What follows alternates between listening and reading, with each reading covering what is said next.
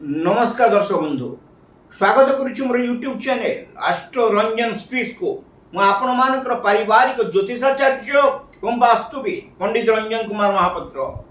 दर्शक बंधु इतिमध्य आपण मान मो चैनल को फॉलो कर देखुंती, लाइक कर शेयर कर आपण मान पाखे मु चिर ऋणी धन्यवाद मत ज्ञापन करुच्ची।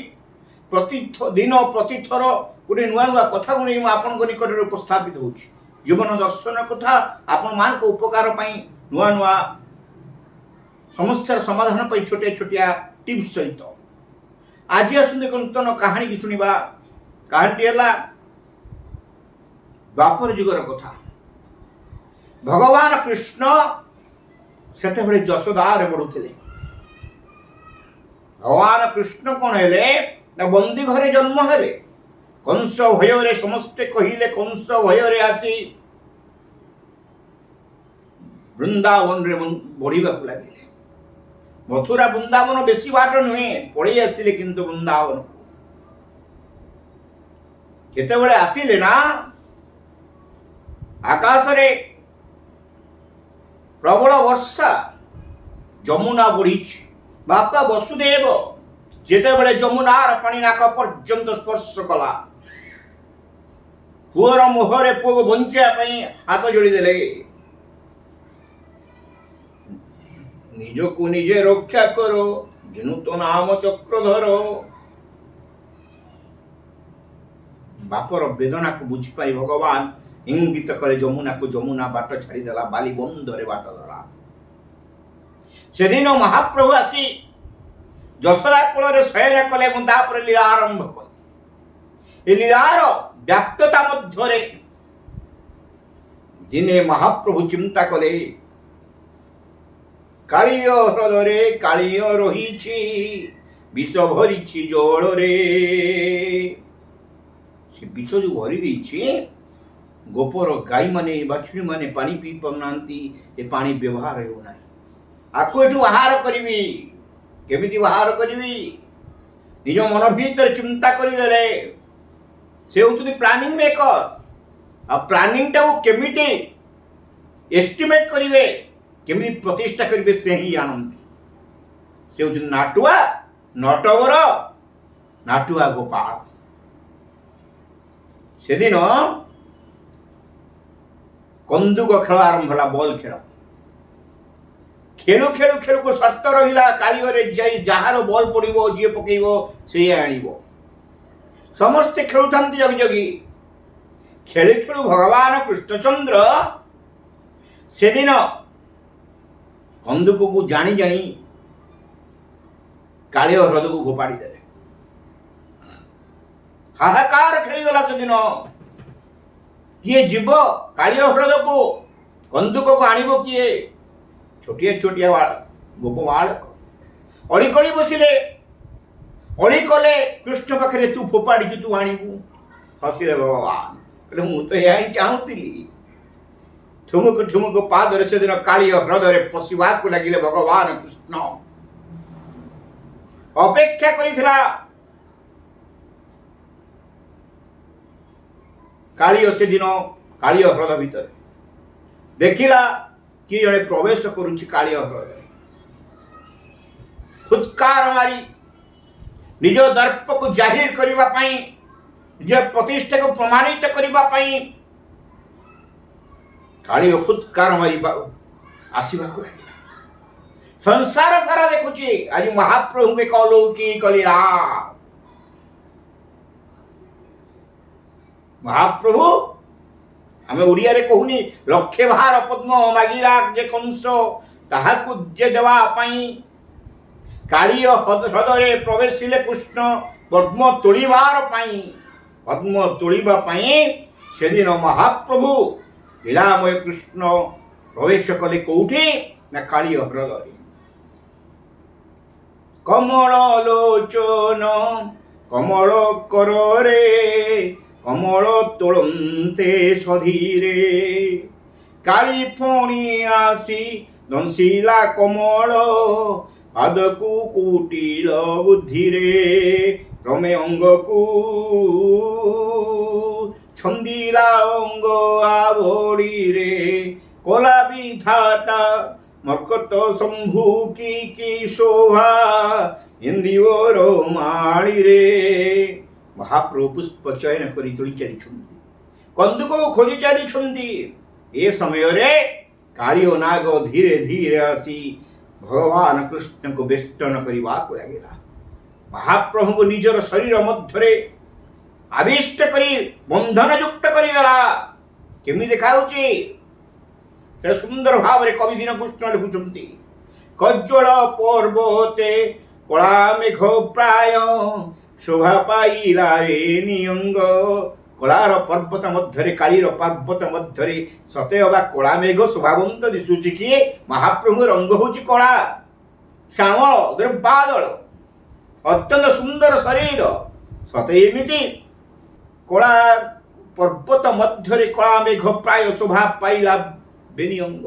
କଜ୍ଜଳ ପର୍ବତେ କଳା ମେଘ ପ୍ରାୟ শোভা পাইলা বেনিয়ঙ্গ।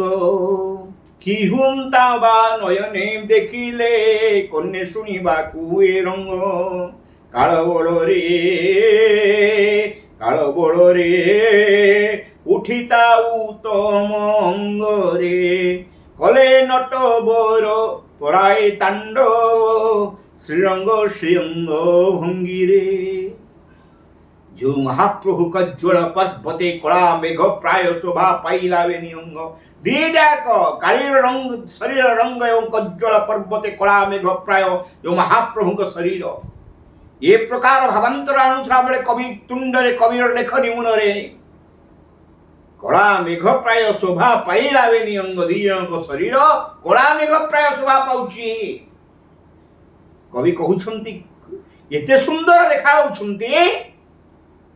কি হুমতা এবে নয়নে দেখিলে কন্যে শুনিবাকু এ রঙ্গ।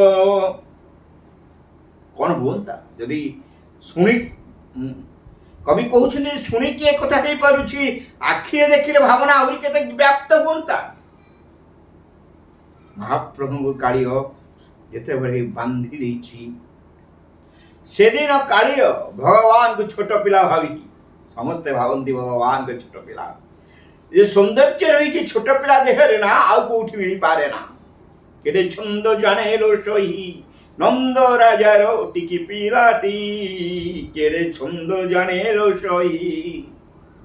चंदन धारण करिथुवा ए जो महाप्रभु चंदन टीका धारण करी लीला करुथिले गोपरे ना अंक लीला किए बुझिछि? जे अवगाहन करिछि तांकर कृपा या होइछि से ही बुझिछि। सेदिन छोट पिला भावी कालिय महाप्रभु बंधन युक्त कले। काल बड़े उठिता उत्तम अंगरे। कवि कहते काल बड़े भगवान साहाय्य कले। काल बड़े समय अनुकूल होला तार उत्तम अंगरे अर्थात मथा ऊपर को उठी गले। कले नटबर पराए तांडव श्रीरंग श्रीअंग भंगिरे। केमिति नाचिले? सते एमिति तांडव नृत्य भगवान शिव करुछंती कि श्री अंग कालियर श्रीअंग हूँ मथा तापर नाचिबा को लगिले श्रीअंग। कालियो बुझीगला ए आउ केही नुहे, भाविदिली छोट बकटे लागू पिला, ये भगवान स्वयं पूर्ण ब्रह्म। निस्तोरिली बोली से तो कालियो भाविला मने। धन्य महाप्रभु कृपा चे करिलो एही अज्ञान धोंगे। कालियो मनर भीतर चिंता करिबा को लगिला एही तो केही नुहे, एही महाप्रभु भगवान। तथापि अहंकार मनुष्य छाड़े ना। कालियो छाड़ुनी। शेषरे कालियो परास्त हला। कालियो को परास्त कले महाप्रभु। संसार को जे सृष्टि करिछि तारे हमें बड़ देखैले केते। घोर जंगल मध्य बाट पाउने आमे सतरे कहिबा आमे जंगल को पारि जाइबा ना। सात समुद्र पानी भीतर आमे कहिबा पहरी जाइबा ना। तेबे जंगे कालियर बड़ केते। शत चेष्टा कला तथापि से শত চেষ্টা কলা পারিলা যে নাহি, কৃষ্ণ নাচুছন্তি মথা পরে।